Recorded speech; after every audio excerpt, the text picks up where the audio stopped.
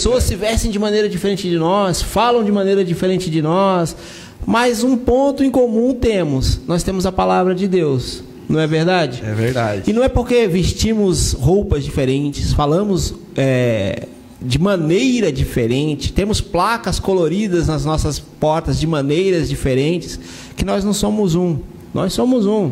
Com certeza. Não é verdade? E cremos que a unidade precisa ser estudada, a gente precisa pensar sobre isso, porque é muito importante. O próprio Senhor Jesus afirmava para os seus discípulos e para o povo, né, quando ele foi perguntado e foi, de certa forma, humilhado, que diziam que ele fazia aqueles milagres, as suas apresentações em público em nome de Beelzebu, né? E ele disse que não. E ele disse que não faria isso. E ele disse assim, que nenhum reino dividido subsiste. O que ele estava querendo falar para nós? Que nós precisamos ser um. Nós precisamos ser um. E ele também fala, né, que quando dois aqui concordam em seu nome, aqui na terra, no céu será ligado. Precisamos concordar, precisamos ter unidade, precisamos ser um. E diante disso, nós vamos estudar a palavra de Deus nesse sentido. E está aqui, nada melhor, né, que o pastor Saulo para já ir lançando luz sobre esse tema para nós, né, para a gente já poder começar a pensar sobre unidade. E você que não pertence a nenhuma igreja, nenhuma organização nesse sentido, analise o que nós vamos falar aqui e veja que vale a pena pertencer ao corpo de Cristo. Com certeza. Eu quero aqui começar, né, lendo a palavra de Deus, que é um texto na qual ele vai nos servir de base para esse tema tão importante. E eu convido você, né, a ler a sua Bíblia em Mateus capítulo 18, verso de número 18 até o 20.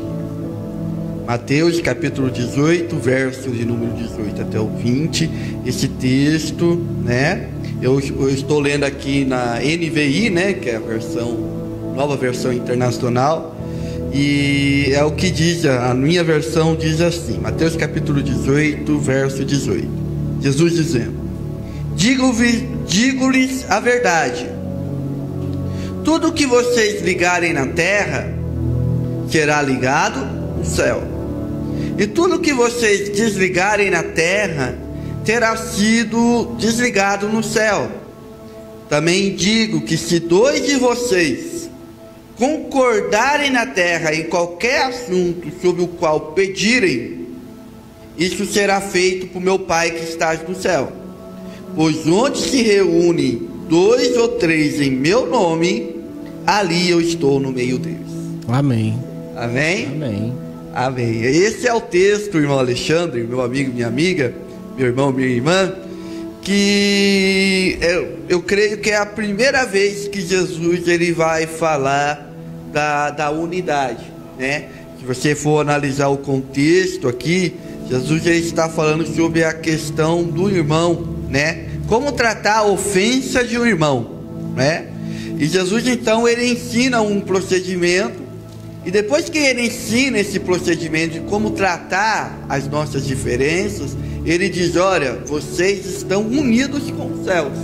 Amém. Então há uma unidade entre a igreja e os céus, né? Agora, a primeira coisa, antes de a gente entrar na unidade, nós temos que pensar o que é a igreja, né? A igreja no sentido bíblico da palavra, né? Porque, Alexandre, é muito comum as pessoas confundirem igreja com placa, com instituição, com organização, e às vezes a pessoa se decepciona mesmo, né, por um sistema de política da igreja, né?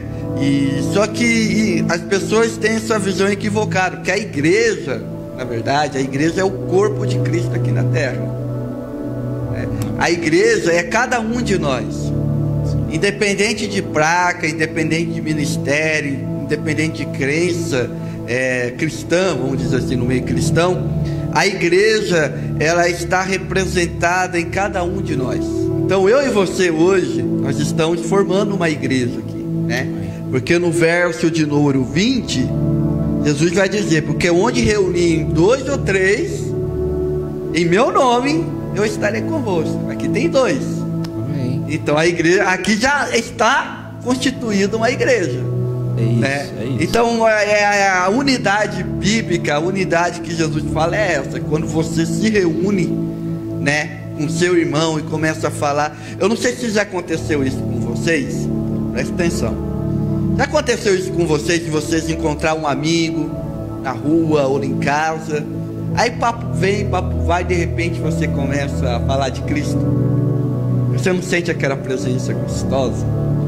Aí depois que a conversa termina, o amigo vai embora, você fica pensando, nossa, que conversa gostosa que eu tive com o Alexandre, tive com o pastor Paulo, né, Paulo Lima, nossa, que bom, nossa, que gostoso. O que é isso? Isso é igreja. É verdade. Isso é igreja, né? Então nós vamos pensar hoje sobre o que é unidade. O primeiro tópico aqui que eu selecionei aqui é o que não é unidade. Então, primeiro nós precisamos falar o que não é unidade, porque as pessoas muitas vezes confundem, né? Unidade não é uniformidade. O que é uniformidade? Uniformidade é aquela coisa da firma, né? Da empresa. Exército. Do exército, da escola, né? Todo mundo tem que andar com uniforme, todo mundo tem que estar penteado para a esquerda ou para a direita, né? Todo mundo tem que ter gravata, terno, ou no exército, né? Uniforme, né? Completo, né? Uniforme completo, coturno, cinto, tal. Unidade não é isso. Não é isso. Porque a uniformidade é uma coisa externa, né? É uma coisa externa, mas pode ser que, por exemplo, no exército, a pessoa que está usando aquela roupa, ela esteja revoltada com o sistema, então não quero participar disso. Então uniformidade não é unidade. A segunda coisa que não é unidade, que muitas pessoas, Alexandre, confundem, é unanimidade. Ou seja, todo mundo pensar igual. Ninguém discorda de nada. Ninguém discorda de nada, né? E o problema da unanimidade é que muitas vezes nós queremos impor as nossas opiniões. Porque sempre, na família assim, na igreja assim, em grupos sociais, sempre vai ter um que a gente chama de ovelha negra da família. Lembra da ovelha negra? É aquela pessoa que pensa totalmente ao contrário, né? Então, o que acontece muitas vezes? A pessoa é forçada a aceitar aquela opinião, né? Isso acontece muito em governos de ditadores, né? Tiranos, assim, na qual você não pode expressar a sua opinião, porque senão você é perseguido. Então, unidade não é unanimidade, né? E o que é unidade, então? Você pode dizer o que é unidade? Bem, o que você pensa sobre unidade? Bem, a unidade, eu creio que é o seguinte: todos no mesmo propósito. No mesmo propósito. Utilizando talvez ferramentas diferentes, utilizando talvez estratégias diferentes, mas com um objetivo comum. Então eu creio que o Senhor nos invoca, né, nos chama a sermos unidos em torno de um único propósito.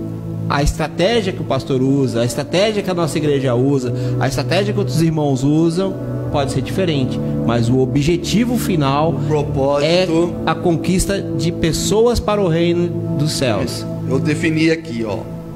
Unidade vai ter um propósito único, em que agrega as nossas diferenças para o bem comum. Que bacana. Então, o que é a unidade? Unidade é isso, é você ter um propósito único, ou seja, a igreja de Cristo, ela tem um propósito. Primeiro, de glorificar a Cristo. Amém. Né? E segundo, de levar Cristo para as pessoas. Esse é o propósito único. Mas, o que acontece? Cada um, né, de acordo com a cultura, na verdade, com a educação, seus recursos, né? As suas experiências de vida, cada um é diferente um do outro. Não tem como, né, Alexandre, eu forçar você a ser igual a mim e eu ser igual a você. Sim. Então nós somos diferentes, né? Nós estamos aqui diferentes, mas nós temos um propósito único. E as nossas diferenças, o que acontece? Elas vão dizer, ela não nos distancia, ela nos aproxima. Amém. Né? É isso. Porque o que acontece? É na diferença que Deus multiplica. Porque homem com homem não multiplica. Não tem como ter filho. Não tem. Né? Mulher com mulher não tem como ter filho. Não sei se adotar, fazer essas coisas que o pessoal faz, mas não tem. O que faz multiplicar? É o homem e a mulher. E o homem não é diferente da mulher? Totalmente. Totalmente. Então Deus faz isso. Deus coloca a pessoa, olha só o milagre que Deus faz. Por exemplo, no casamento, Deus coloca um homem e uma mulher para trabalhar com um único propósito. E assim na igreja também. Cada um é diferente um do outro.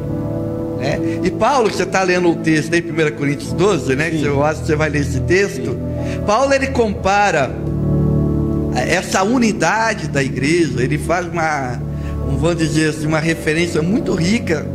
Que Paulo, ele vai dizer que a igreja é como um corpo. É verdade. Né? A igreja ela trabalha como corpo.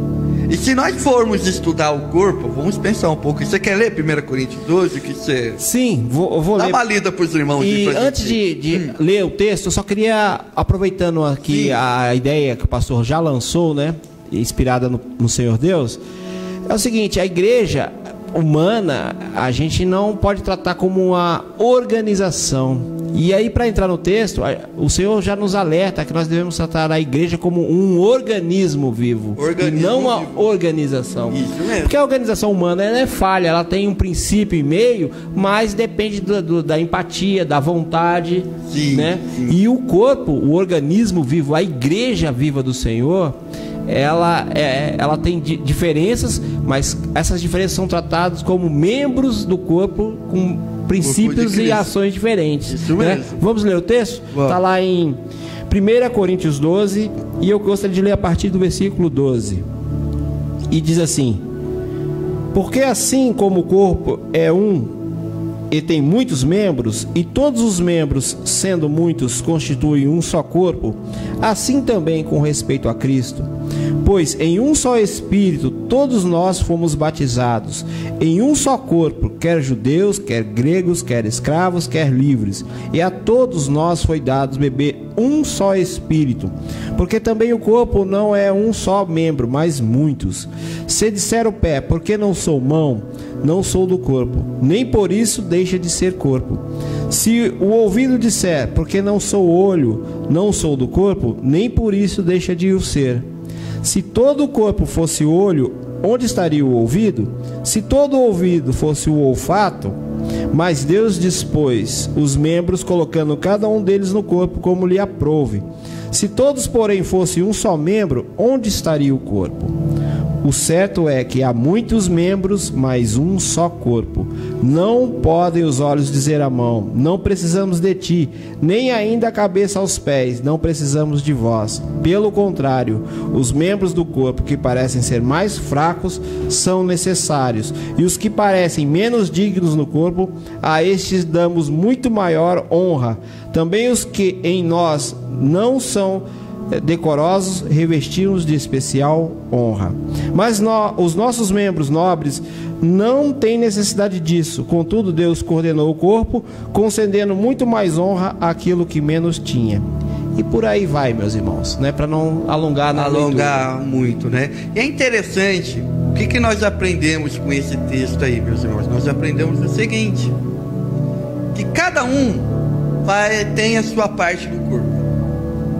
O corpo humano é o seguinte: o corpo humano ele trabalha, ele funciona numa harmonia. Então, quando um órgão ele deixa de funcionar, ou quando um órgão ele para de funcionar, o que acontece? Causa doença. A doença, o que é a doença? O que é a enfermidade? É uma desarmonia que está acontecendo no corpo. Então, o que acontece? Qual é a aplicação que o apóstolo Paulo está falando aqui para nós? Que quando eu não faço a minha parte, o corpo fica doente. O corpo fica doente, né? E o grande problema, Alexandre, de muitas pessoas, o que é? É que muitas vezes nós não fazemos a nossa parte porque nós ficamos olhando para a parte do outro. É como se o pulmão falasse assim: ó, eu não vou fazer minha parte porque o coração não está fazendo a dele, né? E muitas vezes nós nos desanimamos, né? A gente deixa de ir na igreja, a gente deixa de congregar, porque a gente se decepcionamos com as pessoas que não fazem a sua parte. Só que as pessoas se esquecem do seguinte: que eu não vou ser julgado pelo que o Herbert fez, ou pelo que o pastor Paulo fez, ou pelo que você fez. Jesus não vai chegar para você, Alexandre, vai dizer assim: Alexandre, por que o pastor Paulo não foi na rádio no dia 18 de janeiro? Jesus não vai falar isso para você. O que ele vai fazer? Alexandre, por que você não fez a sua parte? Sim. E desculpa falando que a pessoa não fez, não é desculpa. Porque eu creio que quando você recebe a Cristo como seu Salvador, ou Cristo te abraça, né, como queiram, Deus te coloca sob uma função no corpo. Então cada um tem uma função no corpo. Não existe, eu até brinco dizendo, né, que não existe ministério do banco. Tem muita gente que acha que o ministério dele, a função do corpo dele é ficar no banco. Eu vou na igreja, ouço o pastor pregando, ouço o louvor e vou embora para casa, assistir o Fantástico, tá tudo bem. Não. Você tem uma função, você tem um papel, e por mais simples que seja, se você fizer esse papel, o corpo inteiro vai ser beneficiado. Amém. Amém? Agora, quando você deixa de fazer o seu papel, o que acontece? Fica doente. O corpo todo padece. Então faça a sua parte, né? Faça a sua parte. Agora tem um outro assunto aqui, que é o que gera a unidade. Da onde que vem esse conceito da unidade? Essa unidade, ela vem da Trindade. Nós estudarmos a Trindade, nós vemos que a Trindade, o que é a Trindade? É um só Deus, com três pessoas distintas, né? Deus Pai, Deus Filho e o Deus Espírito Santo.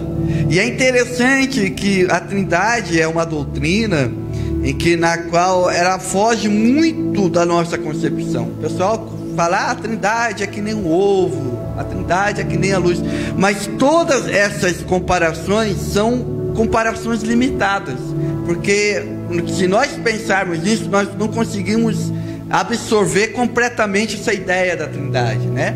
Mas nós vemos o que a Bíblia nos revela, e até onde a gente podemos chegar, é que a Trindade, cada um tem o seu papel. Cada um tem o seu papel. É verdade, né? E sem interromper, mas só para dar uma luz à questão que o pastor fala da Trindade, o Senhor sempre nos remete, desde o início da Bíblia ao final, que tudo que o Senhor faz tem começo, meio e fim, para a glória dele. Sim. E se a gente for pensar em Trindade, a gente é uma pequena porção disso quando somos corpo, alma e espírito. Pois é. Não é verdade? A gente ouve muito disso nos nossos meios.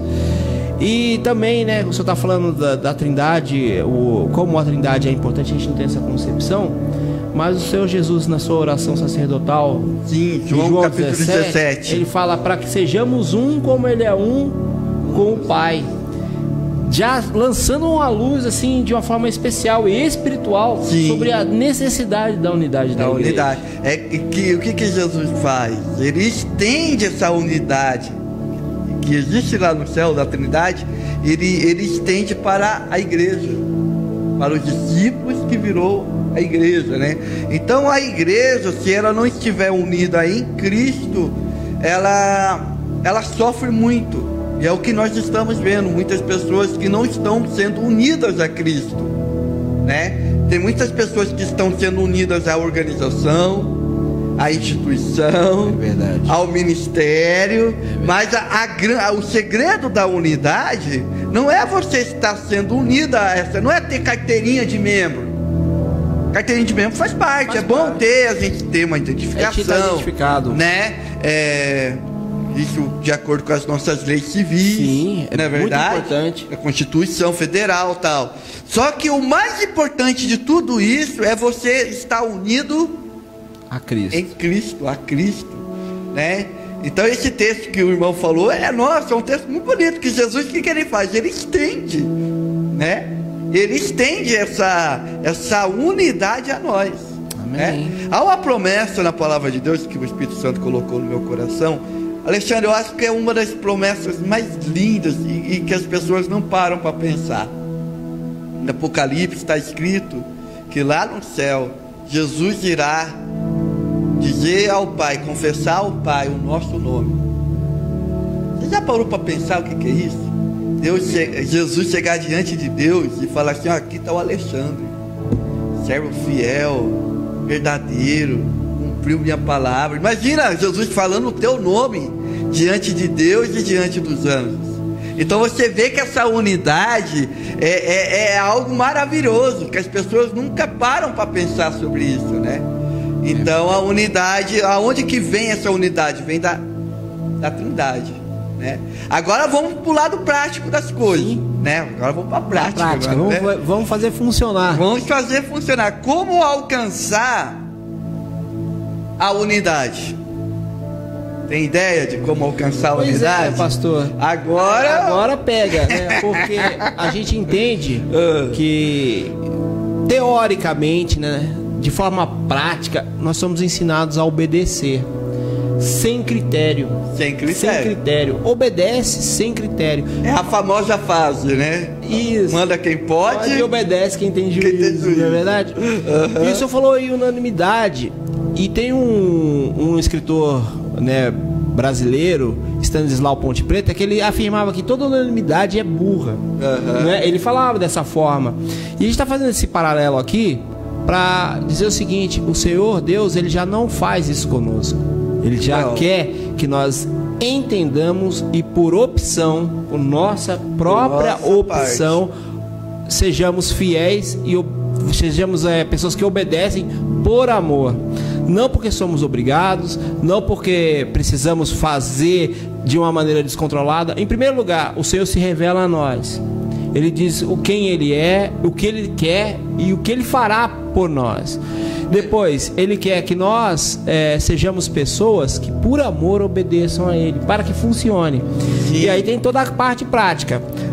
Existem textos bíblicos que dizem que devemos fazer uns para os pastores, um para mestres, outros para doutores.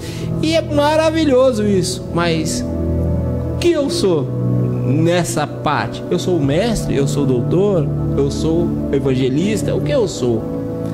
O Evangelho diz que nós seremos revelados. O Senhor vai revelar a nós, né? O que a gente é dentro do corpo. Eu tenho certeza, aí meu irmão, minha irmã, você que está nos assistindo, você é uma parte importante. Porque o corpo não tem partes que não são importantes. Às vezes a gente tem mania de colocar, superestimar algumas partes. Algumas funções. Não é verdade? Né? Mas machuca a sua unha. Em evidência, assim, nossa, esse cara, eu gostaria de ser como ele. Mas, voltando ao corpo, machuca a sua unha. E você vai ver como é importante, como ela dói, como ela incomoda quando ela não está bem. Inflama o umbigo, que a gente nem pensa em umbigo tem hora, não é verdade? Para ver como ele é importante. Tem uma conjuntivite, o seu olho ficar inflamado, doendo, para você ver como é importante o olho. Agora, você dentro da igreja, fica doente, sai de lá, abandona o que o Senhor tem chamado, para você ver como faz mal para o corpo e para você mesmo. E para você também, porque uma parte do corpo fora do corpo, o que acontece? Morre. Não tem como a mão viver sem um corpo. Sem o corpo, ela vai apodrecer. Sem um corpo, né? Não é verdade? Uma vez eu estava lendo um livro, um maestro famoso, perguntaram para o maestro: qual que é o músico mais difícil de você achar para tocar na sua orquestra? E ele falou, aí todo mundo imagina, não, um violonista, um pianista, não. O músico mais difícil de encontrar é o segundo violonista. Porque o segundo violonista, ele dá suporte primeiro, né? Então às vezes quase sempre Deus nos chama para trabalhar no suporte, na oração, sim, na intercessão, às vezes fazendo faxina na igreja. Às vezes o pessoal fala, não, mas o mais importante é o pregador. Não, qualquer função, se Deus te chamou para limpar a igreja, irmão, fica feliz da vida, porque você está gerando saúde para o corpo. Amém. Eu sempre conto uma história, me lembrei de um testemunho, você falando disso, né? Que tinha um homem rico da cidade, e ele estava querendo vender um terreno para pastor. E ele foi até a igreja procurar o pastor, e o pastor ainda não tinha chegado. E quando ele chegou na igreja, Alexandre, ele viu uma irmã faxineira limpando a igreja. E ele olhou para aquela irmã e viu a alegria da irmã de limpar a igreja. E a irmã chegou no banco aqui, chegou no banco, estava limpando o banco. Ela chegou e orou: Senhor, salva a pessoa que vai sentar nesse banco. E aquilo despertou ele: meu Deus, eu preciso ser salvo. Aí ele perguntou: irmã, vai ter culto aqui hoje? Vai ter culto, vai vir um pregador de fora aqui, grande conferencista internacional e tal. Ó, você não pode perder. Que hora vai começar o culto? 7 horas. Alexandre, 6h30 ele estava lá. 6h30, porque ele ficou com medo de alguém tomar o lugar lá. Aquele lugar que ele viu a irmã orando. Aí ele sentou lá, sentou no lugar e começou o culto. Quando começou o culto, o pregador chegou e o pastor falou: pregador, capricha hoje na mensagem, hein? Ó quem está aí, tá vendo aquele homem ali? É o mais rico da cidade. E o pregador caprichou na mensagem, tal, e no final ele fez o apelo. E o rico foi lá, aceitou a Jesus. E depois, no final do culto, o pregador foi cumprimentar o rico. E ele chegou para esse homem com todo orgulho no mundo, né? E aí, qual que é a parte mais importante da mensagem que você gostou? Aí o rico falou assim: olha, você me desculpa, mas eu não prestei atenção na sua mensagem. Eu estava tão ansioso, mas tão ansioso para você fazer o convite para eu aceitar Jesus para ser salvo. Se você fizesse o convite antes, quem sabe eu te ouviria. Mas você demorou muito para fazer esse convite. Então você percebe o seguinte: que quando você faz a sua parte com amor, com sinceridade, Deus honra. Amém. Deus honra, né? Existem coisas que nós só vamos saber lá no céu. Quando Jesus falar para mim e para você: olha, você fez isso, você orou, Deus atuou através da sua vida. Então existem coisas que nós só vamos saber lá no céu, né? Então, como que gera a unidade? Como se alcança a unidade na prática, né? A unidade, irmãos, ela é aperfeiçoada pelos conflitos. Olha só que coisa interessante. Ela é aperfeiçoada, porque vai ter conflito. Sim. Vai ter conflito. O casamento é um grande exemplo de unidade, né? O homem casa com a mulher. O homem, ele é diferente da mulher. Muito. E a mulher é diferente dos homens. Bom, podemos ficar aqui a manhã toda citando as diferenças. Mas uma das diferenças, vamos lá, no cabeleireiro. Quanto tempo um homem passa no salão de cabeleireiro? Qual é o assunto que o homem fala no salão de cabeleireiro? Ele chega às 10, no nosso caso aqui, nem 2 minutos, nem né? Isso. Nem só isso, né? Só a máquina, pronto, acabou, vamos embora, né? Mas e a mulher? A mulher, quando tem casamento, quando tem festa, ela fica o dia todo. Ela tem aquela preocupação de ficar bonita, né? Por exemplo, na questão da roupa. Na roupa, o homem, ele é meio uniformizado, né? Sim. Ele pega o terno, ou pega aquela roupa, calça jeans, camisa. No máximo muda a gravata. A camisa vai até sozinha, para trabalhar, para ir para a igreja, né? A mulher não. A mulher, ela abre o guarda-roupa e fala assim: essa roupa eu usei no dia 15 de fevereiro de 2010. Não vou usar essa roupa de novo. Então você vê que tem diferença. E olha só o que Deus faz. Deus coloca um homem e uma mulher dentro de uma casa. Vai ter conflito? Lógico que vai ter conflito. Só que o que diferencia um bom casamento de um péssimo casamento? É como você resolve esses conflitos. E na igreja é a mesma coisa. Vai ter conflito na igreja? Vai ter.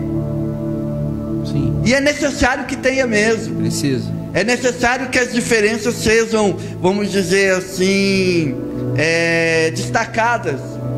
Só que o que acontece? É como que a igreja, é como que os irmãos, é como que o pastor, a liderança e a igreja resolve esses conflitos, né? Como que nós vamos sentar e resolver? Aí que entra a questão da maturidade, né? O que é maturidade? Maturidade tem uma definição muito simples do que é maturidade: é saber perder, saber ganhar. Alcançar a unidade é isso.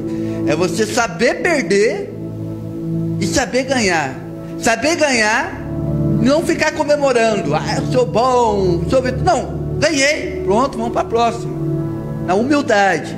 E saber perder, porque tem gente que não sabe perder.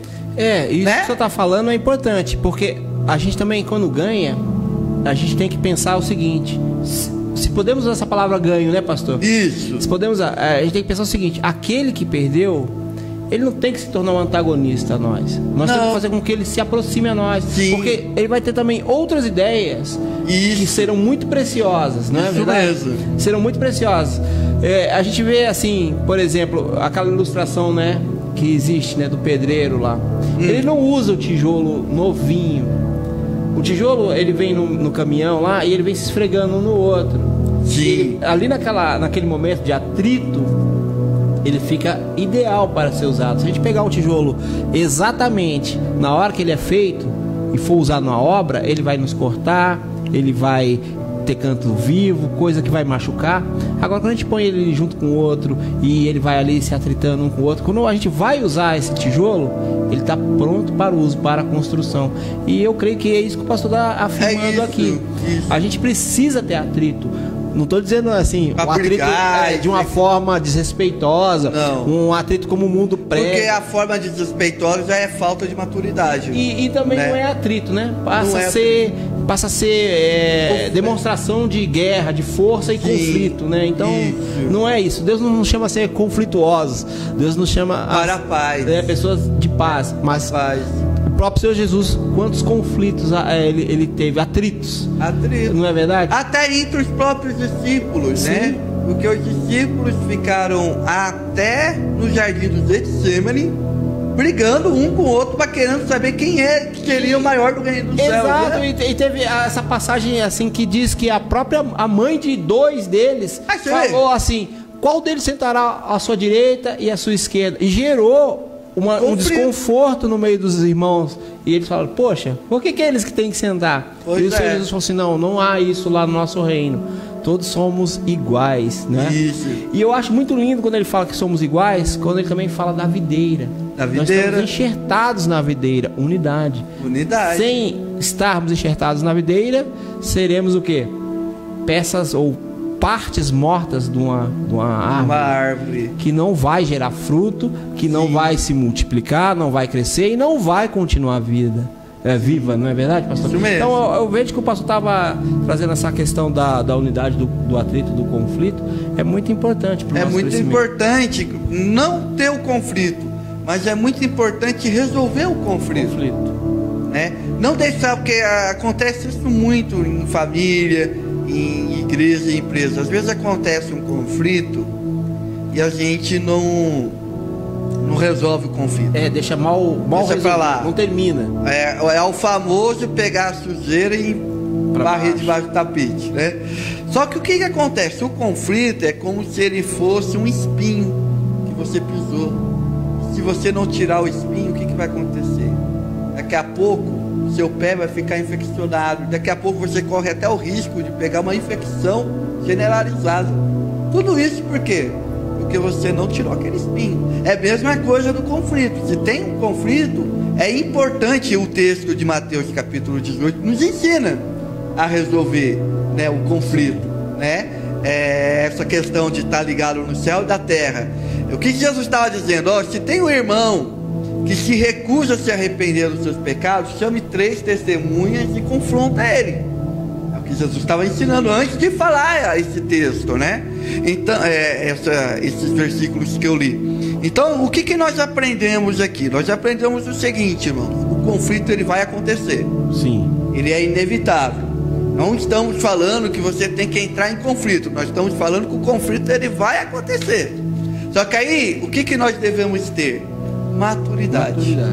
Maturidade para resolver. Maturidade para ouvir, né? Maturidade para pedir perdão. Ser humilde. Porque às vezes nós falamos umas coisas, né, Alexandre? Que o irmão entende errado. É verdade. E não era a intenção. Não era a intenção. Não era isso. Né? Então tudo isso tem que ser tratado na igreja. Eu penso que a unidade ela, quando você busca esse tipo de conduta, em Hebreus está escrito, né? Eu não lembro o versículo, seguir em paz com todos, e a santificação, sem a qual ninguém verá Deus. Então, qual é o primeiro passo? Você tem que seguir em paz, né? Seguir em paz com todos, né? Eu não consigo pensar numa situação de eu indo para a igreja e eu estando com o fusco com o Alexandre. Você consegue ir na igreja assim? Não dá nem para cultuar, não, né? Dá. A gente não consegue nem se ligar. Não, você chega lá, daqui a pouco a gente fica olhando, ó, lá vem aquele irmão lá, tá vendo aquele irmão lá, né? Não tem como. Então nós temos que buscar essa unidade através da maturidade, através de uma conversa, através de um diálogo, com amor. Sim. Né? Não é despejando, né? Toda a carga negativa, né? É com amor. É com amor. A unidade com amor, né? O nosso próximo, quais são os efeitos da unidade? Coloquei aqui alguns efeitos da unidade, né? Primeiro,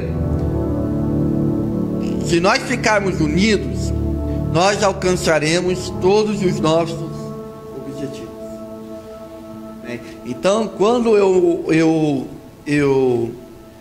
uno a minha fé com os irmãos, com a minha igreja, e a gente estabelece um objetivo, o que acontece? Nós iremos alcançar, porque as nossas diferenças estão contribuindo para alcançar esse objetivo. Tem um texto muito interessante que eu quero ler com os irmãos aqui.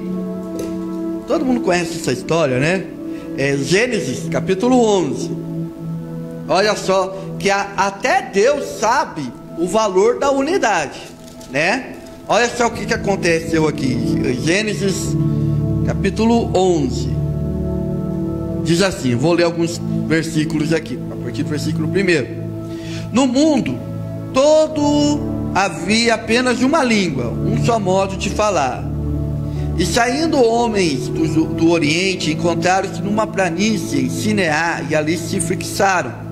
E disseram uns aos outros, olha só, vamos fazer tijolos e queimá-lo bem. Usavam tijolos em lugar de pedras, e piche em vez de argamassa.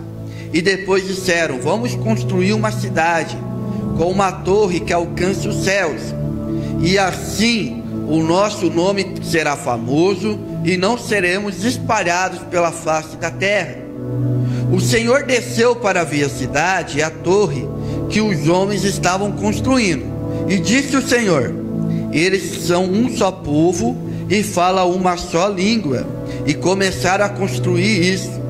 Em breve, nada poderá impedir o que planejam fazer. Olha só. Venham, desçamos e confundamos a língua que falam, para que não entenda mais uns aos outros.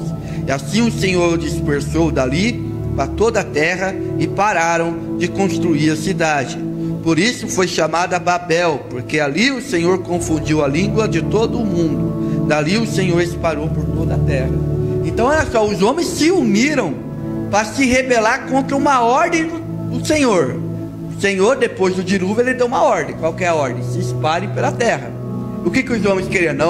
Não concordamos com essa ordem. Vamos nos unir. Vamos construir uma cidade, vamos ficar juntos e vamos construir uma torre que chegue até os céus. E se Deus nos castigar com o dilúvio novamente, a gente vai estar protegido na torre. Olha só que coisa. Quem dá essa explicação é o Flávio José, historiador judeu. Ele fala que os homens construíram essa torre com medo do dilúvio, porque eles estavam em revolta com Deus novamente. Essa é a unidade da revolta. E olha só que Deus temeu isso. Não que Deus não... Mas Deus percebeu, se os homens continuarem nesse propósito, nada vai, olha o que Deus fala, nada vai impedir. O que eles colocar na mente para fazer, eles vão fazer. Então o que nós vamos fazer? Vamos confundir, vamos separar. Vamos desmembrar esse povo, né? Então você vê que a unidade, ela tem uma força. Agora você imagina a igreja unida na vontade de Cristo. Irmãos, qualquer objetivo né? É verdade. Não é verdade? É verdade. Ó, eu tive, né, quando o pastor falou sobre esse tema, eu fui buscar na palavra em primeiro lugar e alguns autores, e achei um livro que eu já tinha lido e depois reli novamente, né, essa semana, A Unidade e a Força da Igreja, e ele fala exatamente os tópicos que o pastor tinha lançado aquele dia, e falou para mim, vamos conversar sobre esse tema. E eu falei, como eu vou fugir desse tema se ele está presente? E eu queria deixar aqui para você, meu irmão, né, a hora voa, né, a hora dá vontade de vai. ficar até meio-dia aqui. O importante é a gente entender unidade. A gente aqui só deu uma pincelada, a gente não aprofundou nada. Apesar de termos analisado as Escrituras, não falamos nada que não foi na palavra de Deus, né? Lemos os textos, se você pôde anotar, né, para depois dar uma lida, vai ser de grande valia. Mas esse autor aqui, ele fala esses tópicos dessa forma, né?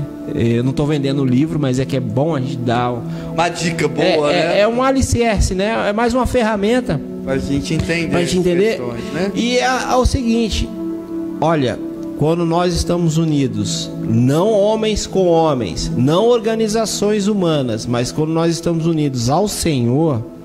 Se aqui nesse último texto que foi lido com propriedade mostrava homens unidos em torno de um propósito, Deus via que nada seria impossível para essas pessoas. Imagina eu e você unidos em torno do nome de Jesus Cristo, que a Bíblia nos afirma que este nome tem todo o poder no céu e na terra.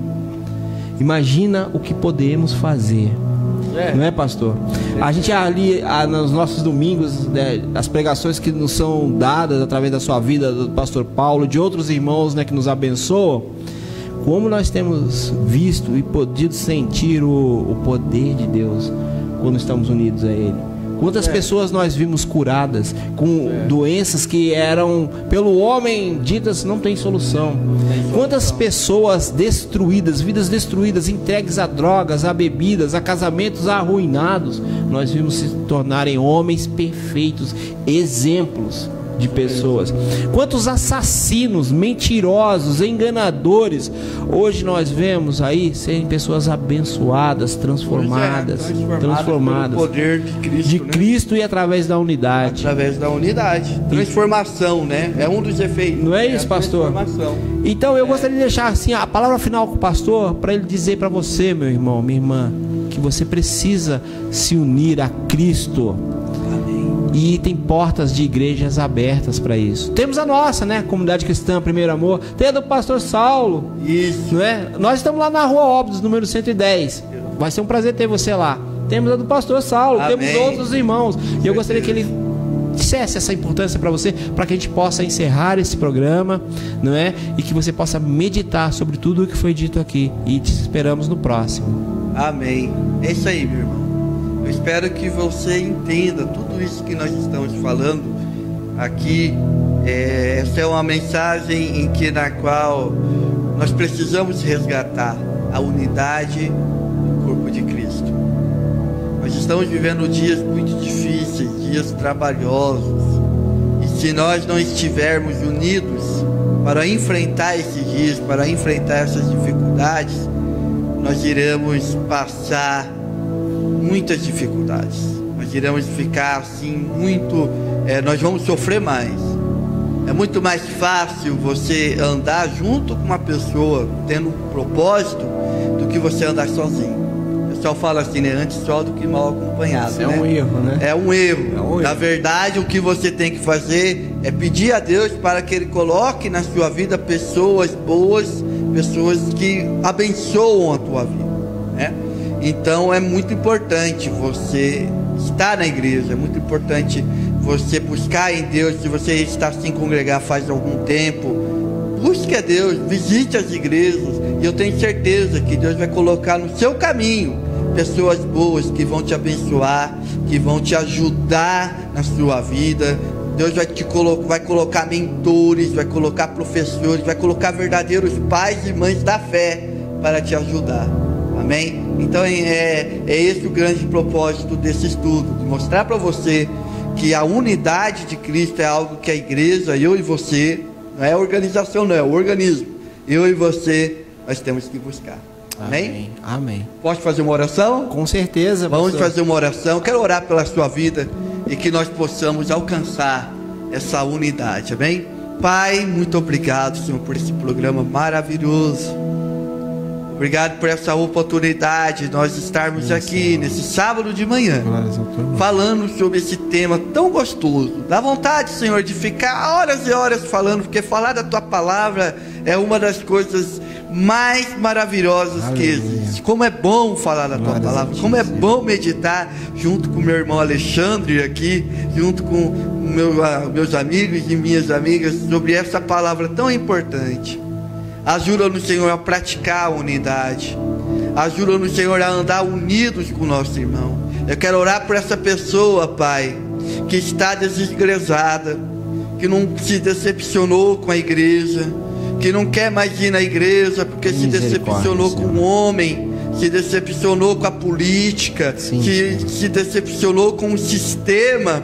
Senhor, nós repreendemos toda a ação do inimigo e toda a ação da carne. E o que nós queremos, ó Pai, é que o Teu Espírito Santo possa abrir o entendimento de ele entender que ele tem que fazer a sua parte, que ele tem que congregar, que ele tem que ajudar essa comunidade a chegar na sua luz e na sua verdade. É verdade, Senhor. Senhor, alcança essas pessoas. Alcança, Pai amado. Alcança aqueles que estão sofrendo. Tem misericórdia. Em nome de Jesus, Senhor. É o que nós te pedimos. Amém. Amém, Amém. Senhor. Amém? Amém, pastor. Está terminando? Infelizmente, estamos terminando, não é verdade? Mas te esperamos aí no próximo programa.